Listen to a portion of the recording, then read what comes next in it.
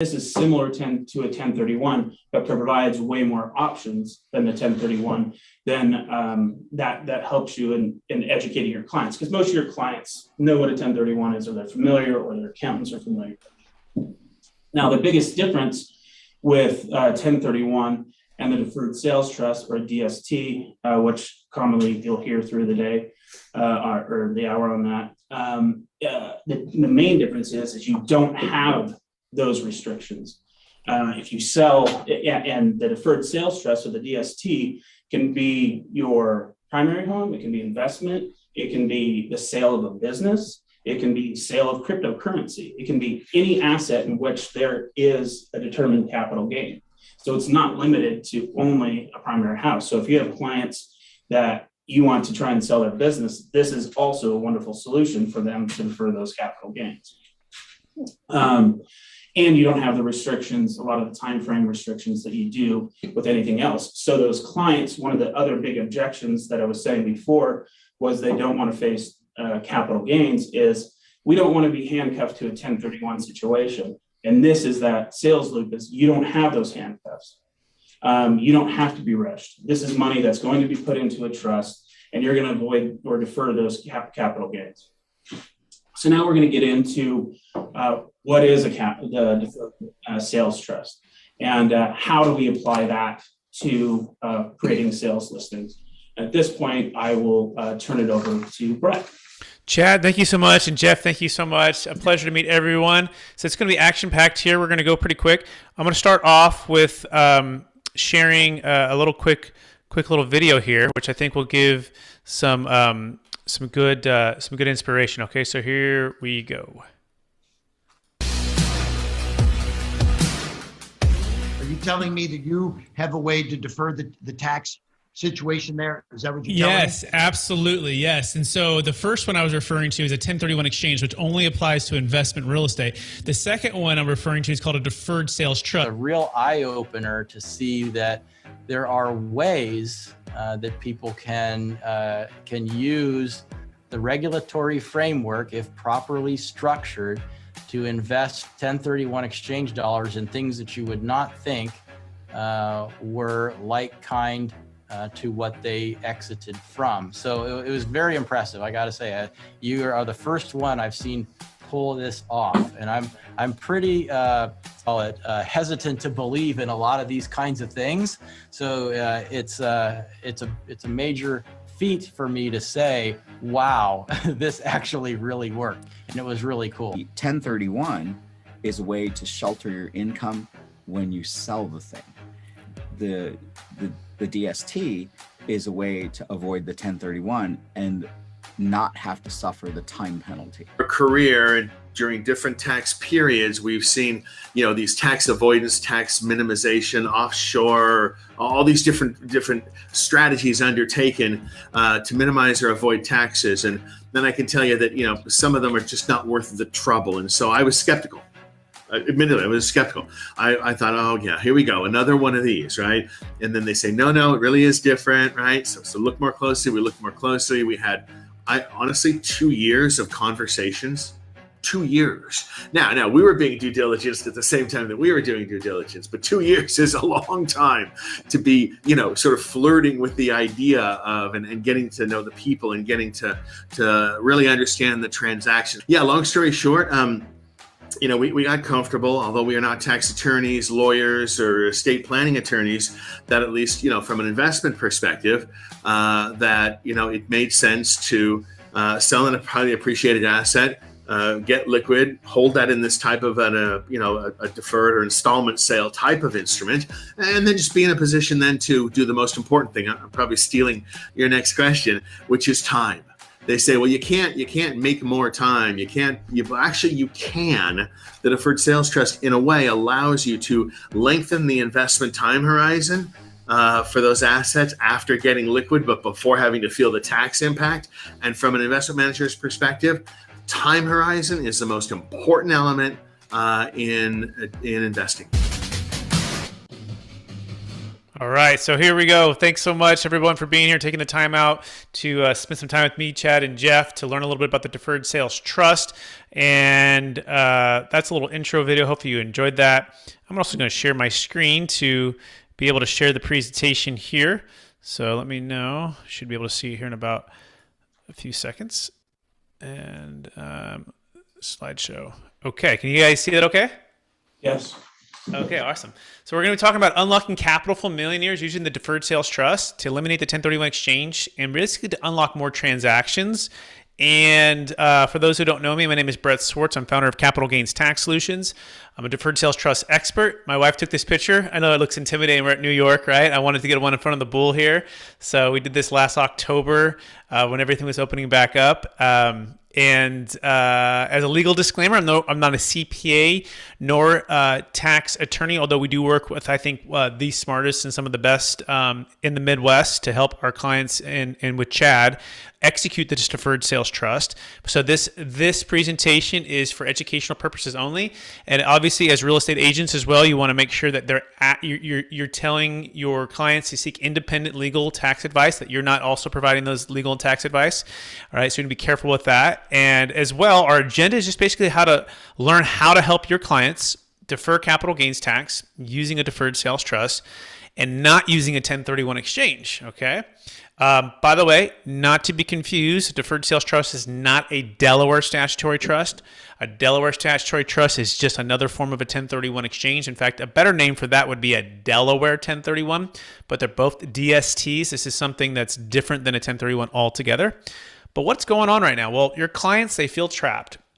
And they're reluctant to sell because of the capital gains tax. Not just the capital gains tax, but also the estate tax, okay? Estate tax has to do with 40% above certain exclusions. Chad and I are working on a deal right now for one of his clients on a $70 million sale. And this gentleman is looking at a huge opportunity to move funds outside of his taxable estate. And being where you guys are located, the opportunity could maybe have never be more important to know about because the problem is so big. And that's just estate tax. Capital gains tax is something around 30 to 50% of their gain, depending on depreciation recapture and depending on what state they live in, where their assets are at. And so a lot of our clients, before they meet us, this is how they feel, and this is how your clients feel, right? They're not sure what to do, and that causes them not to sell, not to list with you. And so every single day, high net worth cryptocurrency, primary home, business, land, investment property, stock. Businesses such as like dentists or veterinarians or optometrists, tech companies, public or private stock owners, anything you can think of, artwork, collectibles, NFTs, they pay hundreds of thousands to millions of dollars in capital gains tax when they don't have to. Okay, so who is a Deferred Sales Trust for? It's important to know that it's for you or your investors or your clients, as long as that particular deal has $1 million net proceeds and $1 million gain per transaction. So it needs to be big enough, okay? Otherwise, it doesn't make a lot of sense. In other words, the pain has to be big enough. So if they have $1 million asset sale, it has at least $1 million gain and $1 million net proceeds, then it's a thumbs up. Although primary homes, you might need a little bit more because you have what's called the 121 exclusion, which gives you 2 of the last 5 years, $250 tax free if you're single, $500 if you're married. So primary home is probably even a little bit bigger. Now, there's a little caveat to this as well. Let's say you had 2 transactions at $500 each, then you could qualify as well. But beyond that, it's too small. So we really want to see 3, 5, 10, 20, $100 million deals here. And then if the client has 2 transactions at $500 each, like let's say $500,000 of crypto and $500,000 of an investment property, we can combine those 2 into one trust. But it works for crypto, NFTs, businesses, again, investment real estate. It can save a failing 1031 exchange. How many of you have clients that say, hey, I'd love to list with you, but I need to have that 1031 lined up. I'd love to list the property, but go find me that deal first. Or I'm afraid of the 45-day 180, right? Or even right now, I have a 1031, but I can't find the property, or the seller's not going to deal. I have a deal today. The gentleman called me and said, look, the tenant that was supposed to be paying the rent on this big retail 1031 exchange went bankrupt, and they're not paying the rent. And I went to the guy for a trade and I said, hey, I'm not going to buy your property at that same price. Half of the rent is now gone. And he goes, so give me a discount. And the guy said, no. And he said, well, there's no way I'm paying it. And he's like, I'm about to pay all this tax. And so we can save a failed 1031 exchange, even if it's past the 45 days, no problem. Even if you haven't identified a property, even if you haven't identified the deferred sales trust, because it's not a property, it's a tax strategy. Now, it also works for GP and LP interest. That's if you're in like a multifamily syndication or different syndications or business ventures. It works for that. Works for primary homes, again, private stock, public stock, carried interest, captive insurance, artwork. But what is a deferred sales trust? And then why do you need one, right? Well, I know Chad covered some of the whys, but we'll go over that as well. Well, first of all, it's just an installment sale. It's based upon IRC 453. It goes back to the 1920s as far as the tax law is concerned. The Deferred Sales Trust is a made-up name. About 26 years ago, one of my business partners, he's a tax attorney, created it and has been building it. And essentially what it allows you to do is to defer tax. It's kind of like an IRA. It's kind of like a 401k. But it's actually an installment sale at its core, which means instead of having to receive all the cash at closing, the seller, your clients, or you become the lender, meaning you can loan funds to the trust and slowly pay tax along the way. You could also think of it kind of like a delayed tax trust, right? You're delaying it. Even like an IRA is sort of like a delayed taxed IRA. Like you're delaying paying the tax. You're able to invest the funds, gross or net amount, not net of tax, just net of the closing. And you can defer 25 to 50% capital gains tax and grow your wealth. Okay. You can also defer income tax. We talked about a backup plan for the 1031. You can also get a new depreciation schedule because you can actually partner with the trust to go buy more real estate or go start another business, all tax deferred. Pretty cool. One of the most important reasons why you need this is because it's called optimal timing. We're going through a very large transition in the marketplace, right? It's happening. We're all feeling it. And people want to be able to sell high and buy low. And if you can't provide something that's going to get them out of the 45-day shotgun wedding, 180-day, marriage, right? It's, 45-day engagement, 180-day wedding. You're looking at the biggest obstacle for your sellers to list and sell right now. And that's where optimal timing comes in because of the deferred sales trust. You can dollar cost average. You can actually put it into stocks, bonds, mutual funds. You can put it into hard money lending. That's part of the diversification and the liquidity that you can have. You can pay off debt. You don't have to stay in like-kind property and also have all this debt. It also can solve, again, the 40% estate tax, which is really cool. And the Monday morning quarterback, one of the best deal stories I know about this, and this is why I'm using this scenario, is a gentleman, and this is really what changed it for me. This is in 2006. And one of the gentlemen that used the Deferred Sales Trust had a property in Minnesota, about a $20 million asset, and he thought that something was going to happen. And his thought was, if I sell, I have to 1031 exchange, but if I can defer the tax using this Deferred Sales Trust, I don't have to overpay for a property. I can diversify a little bit and I can be patient because I think something's going to happen. I think the market's going to shift, maybe even like where we're at right now, where everyone's kind of pausing, holding their breath like, oh no, what's going to happen here? How hard is this going to hit? And so he said the same thing, and he's looking out with his 1031 binoculars. He's like, I'm not doing a 1031 for sure. I'm either going to pay the tax or I'm going to do this Deferred Sales Trust. So what did he do? Did the Deferred Sales Trust. He parked all of his funds at the closing, deferred millions of dollars of tax, and he put it in a diversified investment grade securities, okay? And just waited patiently. You can even just have the money sit in the bank because some people are scared of the stock market. You can wait and be patient with this. You can dollar cost average. You can hedge and protect. A lot of things you can do there. But here's the key. He deferred all of his tax and he kept his money liquid. Okay, 5 years later, that property that he sold was foreclosed on by the bank. And the bank calls him up and said, hey, that property you sold to that 1031 buyer? He said, yeah. He goes, well, we just foreclosed on it. We're curious. Do you want to buy it back? He says, well, maybe. What's the price? And they said 60 cents on the dollar. In other words, 40% less than what he had previously sold it for. So he goes, sure, give me a few days. He was able to reallocate some of those investments and put it into a new LLC and purchase that property back at 40% discount. All tax deferred, by the way. He still hasn't paid $1 of tax, okay? And this is the part where my brain exploded because I'm going, no. I thought you had to stick with the 45 days. I thought you had to do 180. No, you don't. You can sell high and buy low. And that is the Monday morning quarterback, right? That's what everyone would have done. Had we known what would have happened in '08, everyone would have sold in '06 and '07, and we would have dropped back, been patient, and thrown that perfect spiral and bought everything in 2011.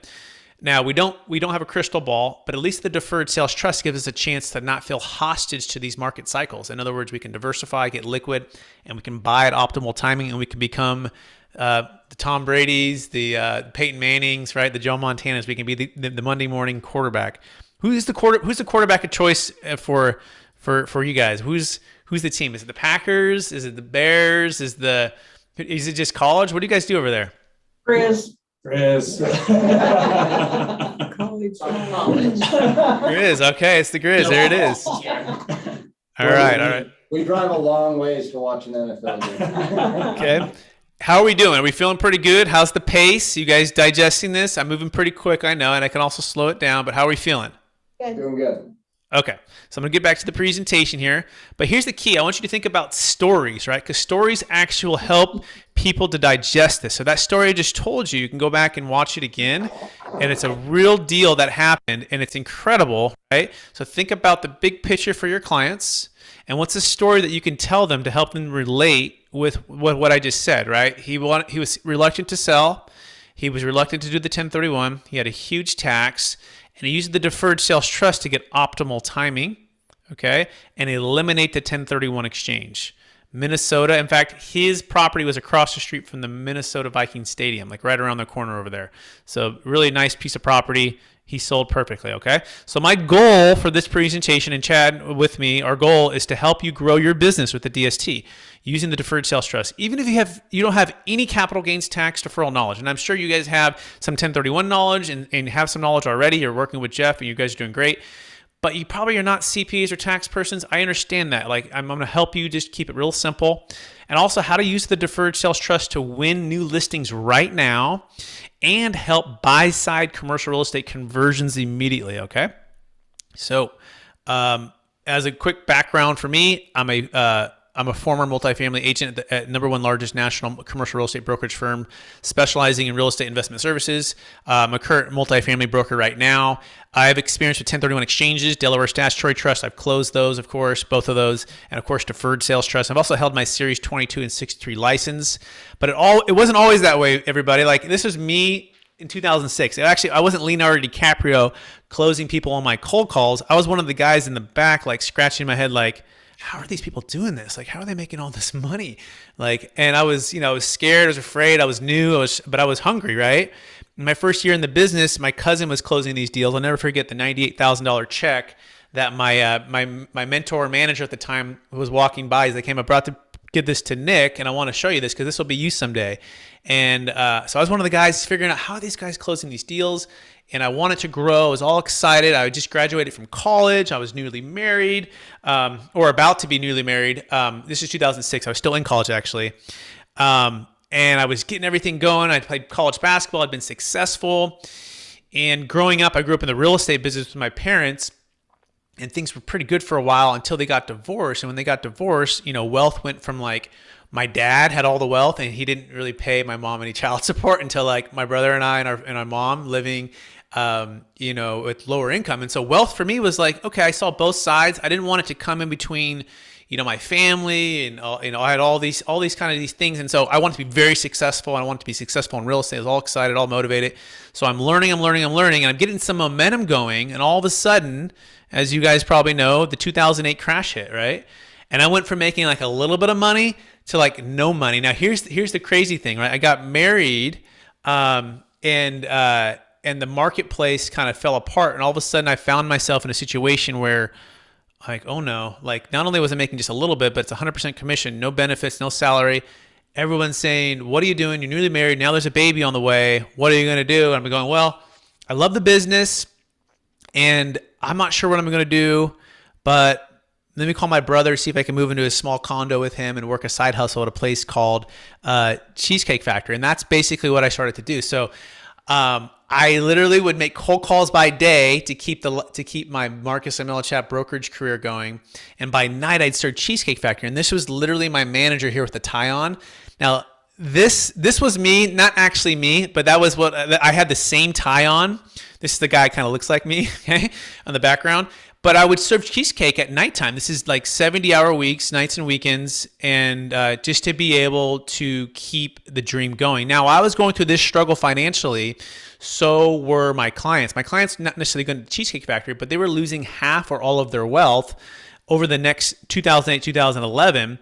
And the thing that we could identify, and they were fighting with the banks, was they had too much debt, not enough liquidity, not enough diversification. And the biggest thing was the 1031 exchange was not their friend, because you see they had overpaid in 05 and 06 and 07, and now all of a sudden everything stopped. And so what do you do? Well, we decided to try to figure something out. And by that, I mean, we were willing to bring people in to coach us and to help us. And so one of my business partners, his name is Robert, actually played for the 49ers. He came in, and he's a financial advisor. He came in, he spoke about the Deferred Sales Trust. And all of a sudden I'm going, whoa, there's a whole nother way to do this. And so I started to apply the strategy, and I started to talk about it. People said, it seems too good to be true. It seems like I would have known about it. Call me when you close the deal, or all of these things, or call me 5 years ago or 3 years ago when the market didn't crash, or call me when my market it's back. But I knew it was the future, and I just kept thinking, if I could just help people, I can really grow my business. I can retire from the Cheesecake Factory, and my wife and I can buy our first house, all of those things. And so I started to do that. I started to talk about it. I started to get more listings, more opportunities, be in front of more people. And this is the result now. What's possible now? My wife and I have 5 kids. We live in Sacramento, California, and I speak and coach all over the country. In fact, I met Chad up in Washington at a conference. In fact, this one with the windows in the back where I'm speaking, Chad's at that conference there. And now I have a podcast, and I have a book coming out with Kevin Harrington from Shark Tank. He'll be in the book. But I share that because it wasn't always pretty, right? And it wasn't always easy. And I started from literally nothing when it came to being a tax professional, right? Or an expert in deferred sales trust, right? But after 10 years, I discovered the hard way, right? The 10,000 hours in my mind. And I mean, how many of you want to learn the easy way, right? I want to try to download in the next, 20 or so minutes as much as my knowledge into your head as I can, so that you can help your clients have freedom from capital gains tax, okay? And by the way, if you've been struggling, this is probably why. We call it the perfect storm that's going on. Crypto has crashed, right? Stock market's kind of shifting and maybe going down.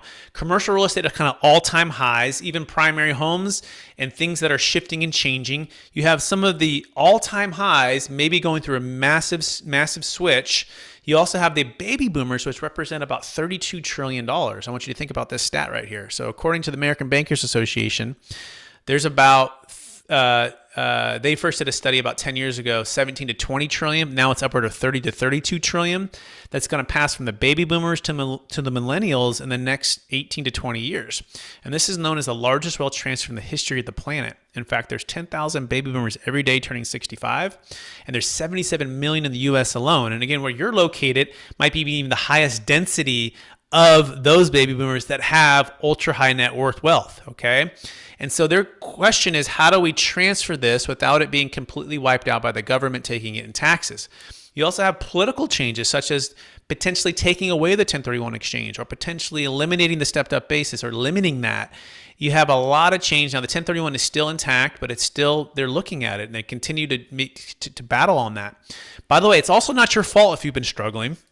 Your CPA doesn't know about this, right? And part of why he doesn't know about this is because it's proprietary and to protect it, and we don't give our secrets away. But the other part of it is a lot of them aren't exit planners. I mean, they kind of look in the past and they do assessments on what you owe in tax, but they're not expert planners when it comes to capital gains tax experts. So this is our sliver. Like we don't do tax returns. In fact, we don't even do 1031 exchanges in that sense. We have a partner that does those. We just do the deferred sales trust. That's our one niche focus. As well, remember, 1031 exchange doesn't work for Bitcoin, NFTs, cryptocurrency, primary homes, business sales. And so it's just really tough, right? And by the way, the hard way, the 1031 exchange, what clients have been forced to do, they had to use the 1031 only for primary homes, but it didn't work for anything else. And I also want to talk to you quickly about the Delaware Statutory Trust, because those are beautiful properties, and they're typically managed by some really great operators. But what they force your client to do is to not have liquid funds, to not have diversification, and they have some pretty big fees. Okay, as high as 14% of every dollar is going to the multiple parties in between the real estate and the deal. You also have an old depreciation schedule, which is one of the number one reasons to own real estate is to have depreciation to offset cash flow. But the biggest thing is you're selling high and you're buying higher in the same market. I mean, back to optimal timing. Our parents taught us to sell high and buy low, not sell high and buy higher. On top of that, I just put a property under contract, a $7.7 million deal at a 3.3 cap rate.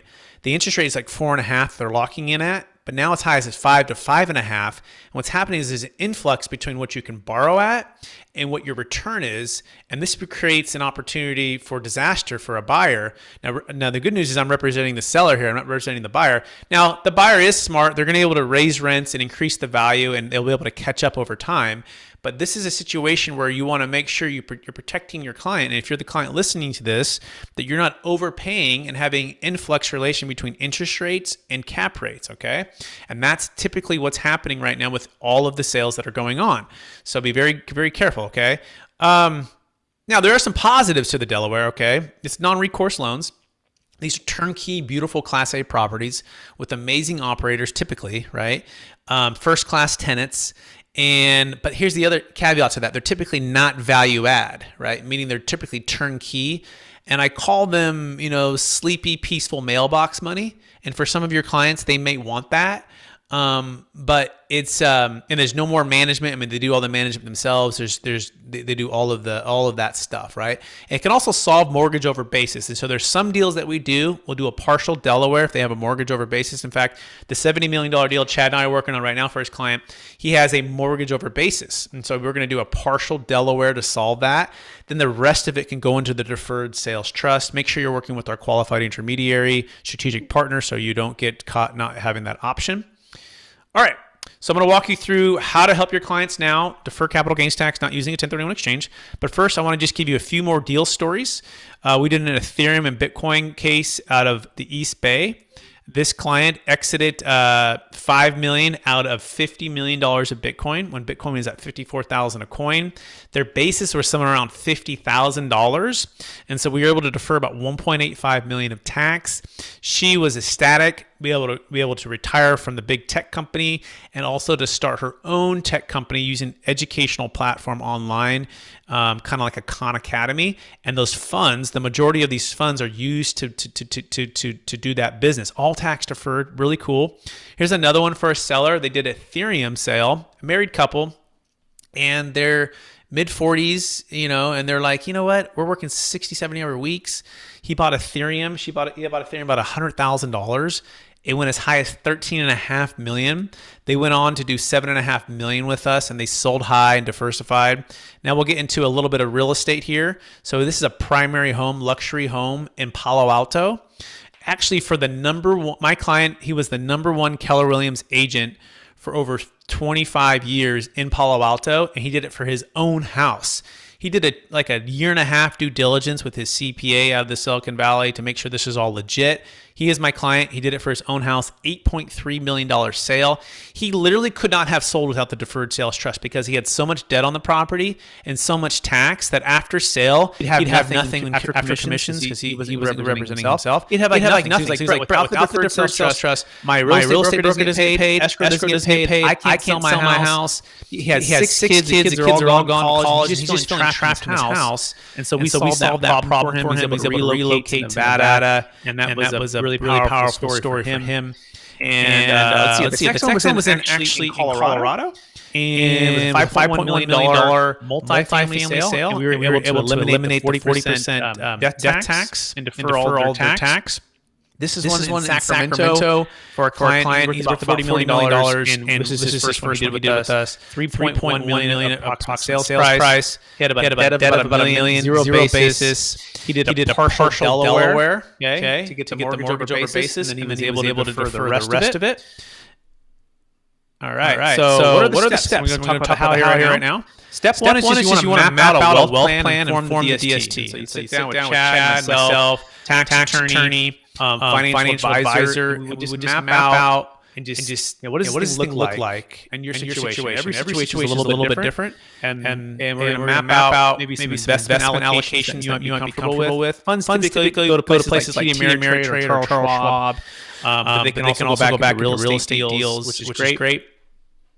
Step two is just transfer the assets to the DST, and the DST sells the assets. So in escrow, or prior to escrow, we're going to give you option language with Chad, the DST tax attorney team, to transfer or assign interest of LLCs or S corps to the Deferred Sales Trust, and at close of escrow, it can all transfer over. It's almost like there's two sales going on. The first sale is the seller selling to the trust. And then the trust selling to the ultimate buyer versus just typical sale, which would be the buyer buying just from the seller. And so that's how that is a kind of simple answer there.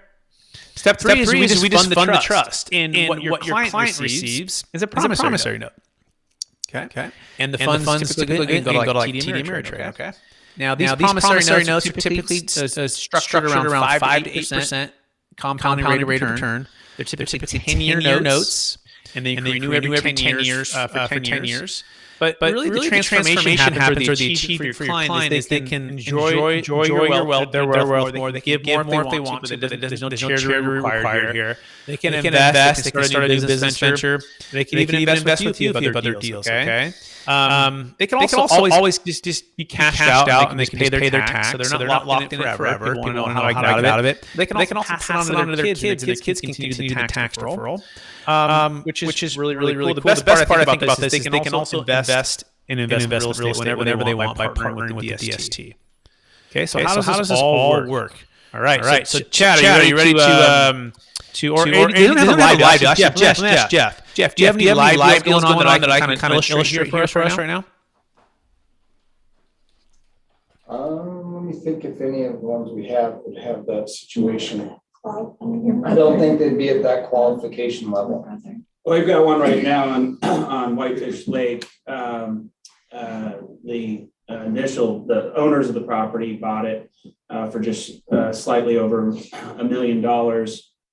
And I brought them an offer for $5 million 3 years later, just recently. And they don't want to deal with a 1031, and they don't want to deal with capital gains. Perfect. There we go. We'll use that. Okay. So $5 million is the sales price, right? And about $1 million is the basis. Okay. And we're just going to use zero debt just to keep it simple. Okay. And so there's about a $4 million gain. So on that $4 million gain, we're going to use 30% as the number here. Although California would be like 37, but we'll use 30% on 4 million. So they're looking at 1.2 million of tax. Okay. So this is what we want to try to solve for. All right. So step one is you list the property to sell. Okay. For 5 million. And you find a buyer, and they could have cash, or they can get a loan. Doesn't really matter if they come with cash. But the point is, we're not going to finance the buyer. They're going to come with the full 5 million. But Chad, what happens if the 5 million goes directly to the seller?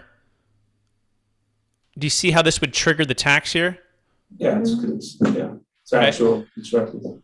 Yeah, so we're not going to do that. In fact, imagine this was a 1031 company right here, right? And if the funds went to the 1031 company, they don't go to the seller's hands, then guess what? It's deferred, right? So I want you to think of the trust kind of like a 1031, and that's exactly what's going to happen. In fact, the assets are going to be sold to the trust for 5 million, and immediately turned around and sold to the buyer for 5 million. Okay. The cash buyer is going to put the money into the trust, so the 5 million sits here. But Chad, if the trust bought and sold for the same price, how much gain does the trust have? Zero. Well, zero on the tax bill. Yeah, you see that on that one. And if the seller carried back a promissory note, right? They didn't take any cash. See that? They carry back a promissory note for 5 million. Right, an installment sale. How much cash is triggered if they haven't received any of the cash yet? It's not. You got it. So this 1.2 million is in a deferral state. You see that? So do you see how you just added $1.2 million of value for this client? Isn't that pretty cool, right? So their closing statement, instead of having, although they won't pay the tax right at closing, they'll pay it the next year. They're not paying 1.2 million. They're able to defer that. Now you might ask, well, what is the government charging on that? They charge 0% on this 1.2. So they still owe the money to the government. It's just in a deferral state. Just like if they went to a 1031, the money is still owed. It's just in a deferral state. It's not triggered today, and the government charges you 0%. So let me ask Jeff. Jeff, if the government gave you a loan for 1.2 million, it said as long as you invest it into real estate and stocks, bonds, and mutual funds, and you can live off the interest, when would you want to pay that loan back? You take your time. Yeah, never, right? Never. And so these notes are structured typically at, for the full 5 million at 8%, typically, okay? And that includes this extra 1.2 million. And so that cash flow on that is about $400,000. Now, if you receive that cash flow, which you can receive it. You can also defer some of this. Okay, you'll pay tax on this. You'll pay ordinary income tax on that. But guess what? There's an extra 1.2 working for you. You see that? Mm-hmm. So anyone have questions on what just happened here?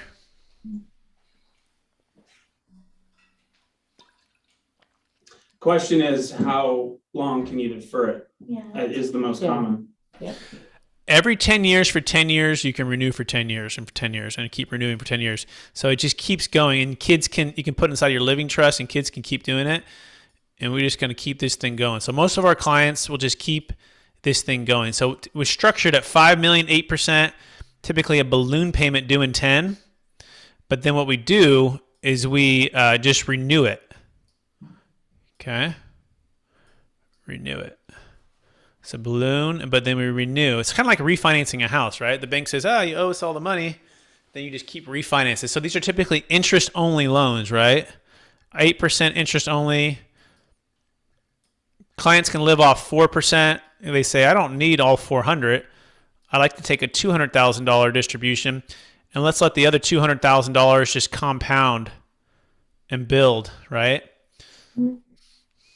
The other thing that I think is important here, Brett, is the other utilitarian uses of that $5 million, so that you don't get in a 1031. So in that $5 million, you can borrow against that $5 million to buy other investment properties or other investments or start a new business.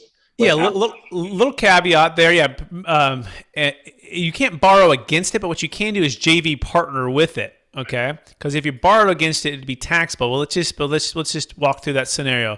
There's 5 million here, and there's an apartment complex, and let's just say it's a $4 million apartment complex. Okay, the trust, up to 80% of it can go buy this apartment complex with you. Okay, and the way we do that is we form an LLC, and this LLC partners with the trust. And it gives you 80% ownership. So if this was Chad's deal, he'd be an 80% owner. But Chad puts up no money. And the trust puts up the $4 million for 20% ownership. Okay.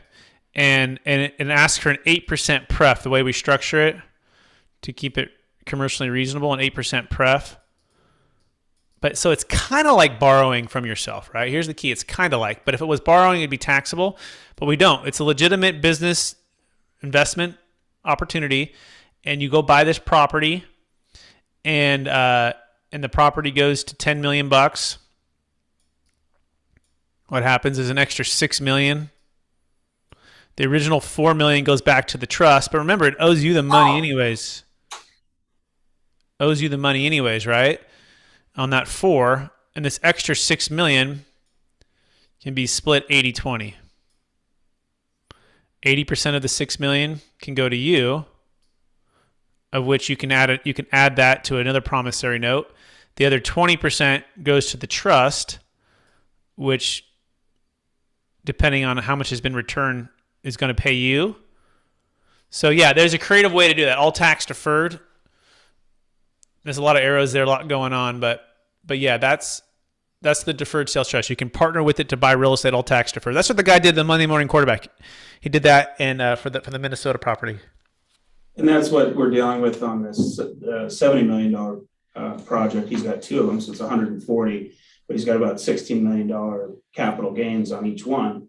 And by setting this up, the deferred sales trust is the way that he's looking at it from a high level view is, well, I'm just going to treat myself as the bank, the money the 16 million that I would have paid in taxes, I'm just going to look at as using as my bank and joint venture in my future projects. Exactly. Yeah. So you think of it like a bank, but it's a joint venture. Exactly. And so we call it the go fund yourself. Instead of having to get funding from a bank or funding from partners, the trust can be that business partner with you. And so what investors or clients used to have to do, they had to stay in millions and gain in real estate, right? Businesses or crypto, not sell. They had to borrow against their properties or their crypto. They had to give it all away to charity. They could, not sell a business or stock or primary home, overpay for a 1031 new property, more time, energy, toilets, trash, tenants, employees, and liability. They say they become the lender for the single buyer, because someone might say, well, why don't I just loan it to the single buyer? Well, a traditional installment sale, they're typically short in nature, 3 to 5 years. They're going to pay you back anyways. They're typically around 5% interest. And they're typically not investment grade people, meaning the person that you're betting against may run your property into the ground, right? Why not diversify, get liquid, putting in some of the biggest companies in the world and other investment real estate that you can go make more money on rather than sitting back with a single buyer?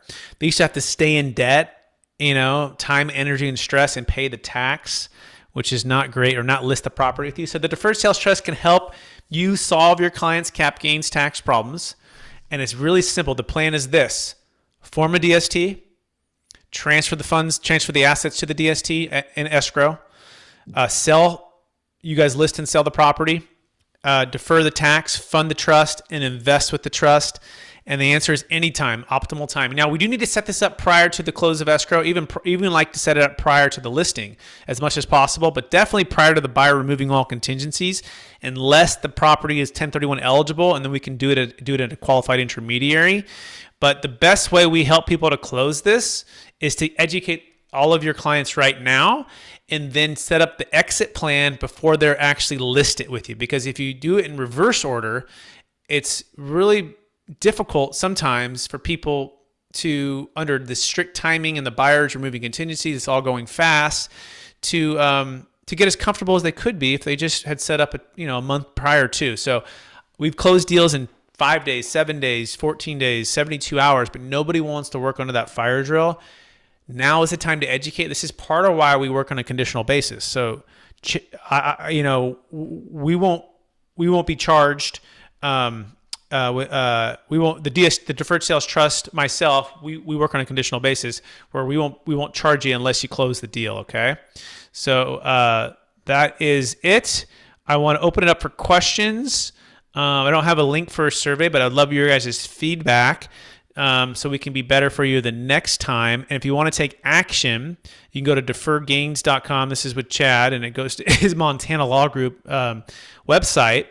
And that'll give you a chance to see if the deferred sales trust is a good fit. With that being said, I'm going to pass it back over to everybody else. Maybe start with Jeff. Any thoughts or feedback, Jeff? And then as well, open it up for questions for anybody else. Yeah, thank you, Brett. One of my questions, I think you've answered it, but you can perform or put one of these together within a few weeks if you need to, is what I heard you say? Yeah. Yes. Yeah. As long as the buyer hasn't removed all contingencies, Jeff, Okay. we absolutely can. What's that bearing on it? Why does that matter if contingencies are in play or not? Okay, so there's an idea called, or it's a law, constructive receipt, which basically means if the buyer has removed all contingencies and there's nothing holding up the deal itself, just a couple days before the money's transferred, then that's what's called constructive receipt. It's too late for the trust to come in. There's a thing called the binding commitment test, which basically means can the buyer compel the seller to close. And if that's the case, it's too late because the trust at that point They're bound. Okay. Yeah, it's not coming in the proper time. So the key is just do it. It could have financing continue. It could have, it could have any kind of like just something that's holding it up. The buyer is waiting to remove. Then we insert the trust. The second thing would be sometimes buyers, if it's last minute, they go, well, what's going on? Well, the way you explain that, you say, well, if they were doing a 1031 exchange, it's or a deferred sales trust, it makes no difference to you. You get everything you bargained for. It doesn't change any of the nature of what you're receiving. You're receiving clean, clear title. That's all fine. And even more so, you actually want the seller to defer his tax because should they not represent something properly, they actually have money to pay you, right? Versus just paying it all in tax or spending all the money. In essence, the deferred sales trust encourages people to save and defer. Anytime you spend from the trust, you get taxed, right? Or take distributions and spend it on personal stuff. It's also important to understand that this can't go back into a primary home, tax deferred. So if someone is selling a $5 million primary home and wants to defer all of the tax, right, then that's fine. And all of the investments can be everything but a primary home. It's the same reason you can't 1031 into a primary home, right? You need to be able, it can't be for personal use. It needs to be investment or business purpose.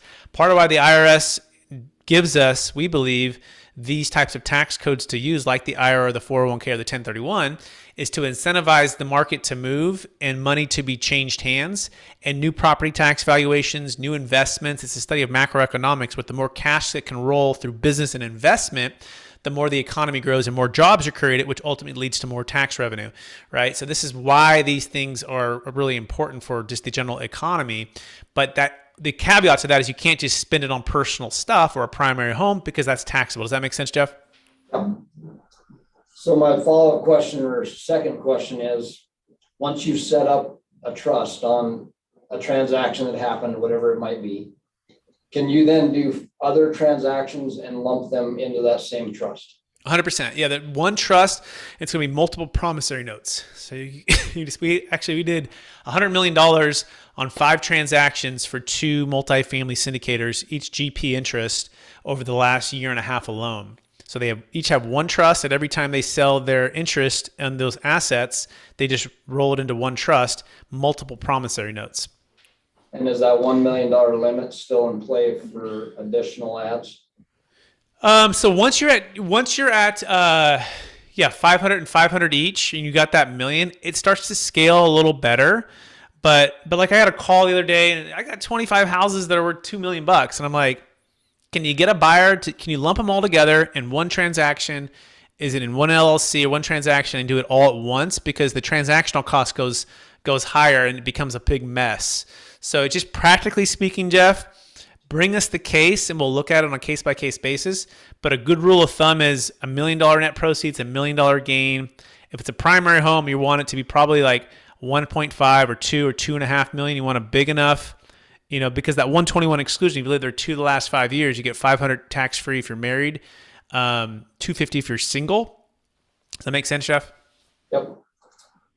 And then my last question is, for instance, I'm thinking of a situation, we're going to be listing a property that has 2 sisters that inherited it. Could they form an LLC or a group and then put this together? Yeah, they can. So each partner can go their separate ways. The whole entity doesn't have to move like a 1031, and it's very seamless. So we just did a $13 million deal in San Diego. There was 4 partners on a car wash sale.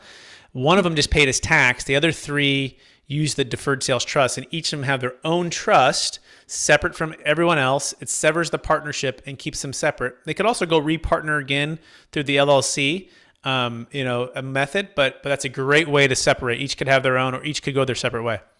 Or do it together if they choose to.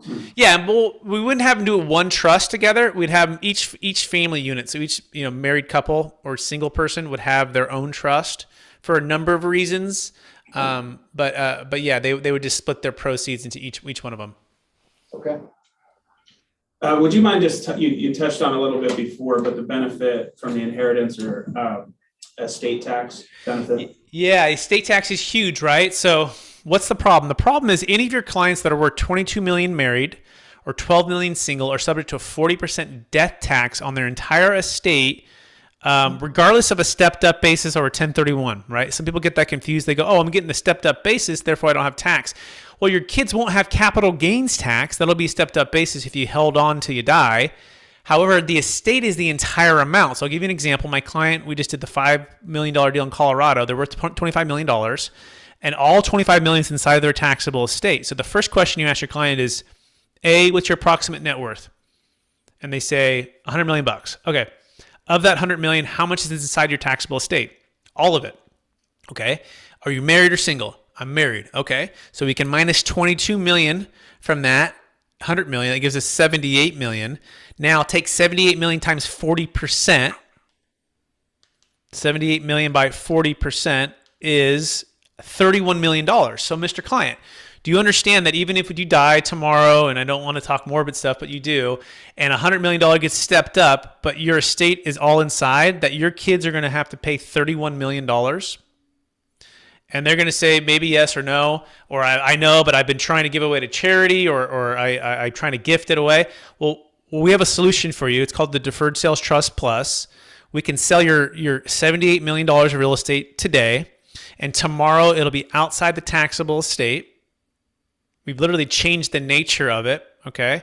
We didn't buy any life insurance. We didn't give any away to charity. We didn't have to. You can if you want to.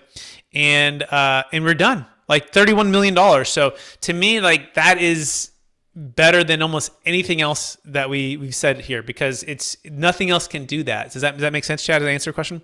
Yeah, it's great. And the illustration of that is what we see, especially in Montana, or, third, fourth, fifth generation families that bought their ranch for, a bottle of whiskey and a donkey, and now it's worth 20 or $40 million.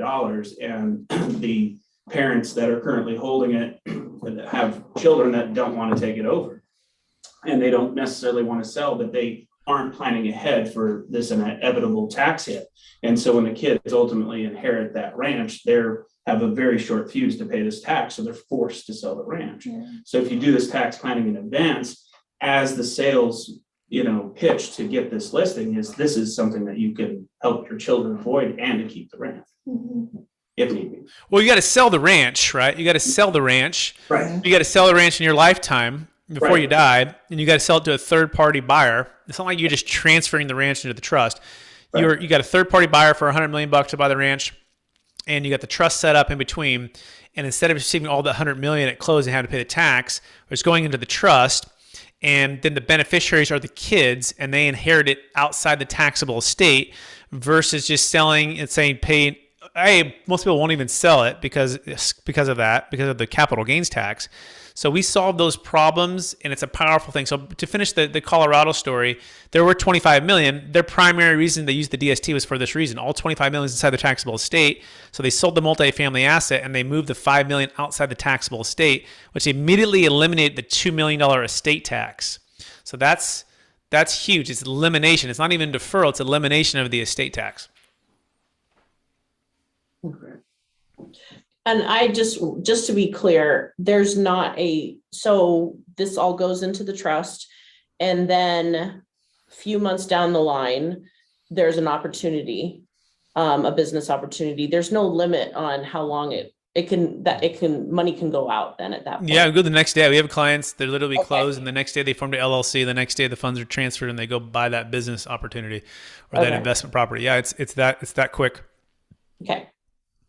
We do need to keep 20% liquid investment grade securities, diversified, right? So we can't put all 100% out. That's something to talk about. By the way, real quick on the legal part, this is important. I don't know if we really touched on this, but thousands of closes, billions under management, over a dozen no-change IRS audits. It has a private letter ruling. It's literally batting 1,000, additional 3 formal audits from the IRS. The tax attorney, who's my business partner, he provides lifetime audit defense, state or federal, okay?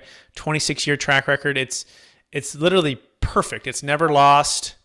You'll search online, and there'll be 1031 exchange companies that are bloggers, and you swear they've done 1,000 of these, right? They're like experts. They make these statements that like the DST doesn't work, or it's not legal, or the franchise tax board sent this notice, and it's like they take everything. It's like the drive-by media, right? They take it out of context, and we're literally batting 1,000. It's perfect. Okay, so the CPA is going to be skeptical. That's fine. Bring them to the table. 9 out of 10.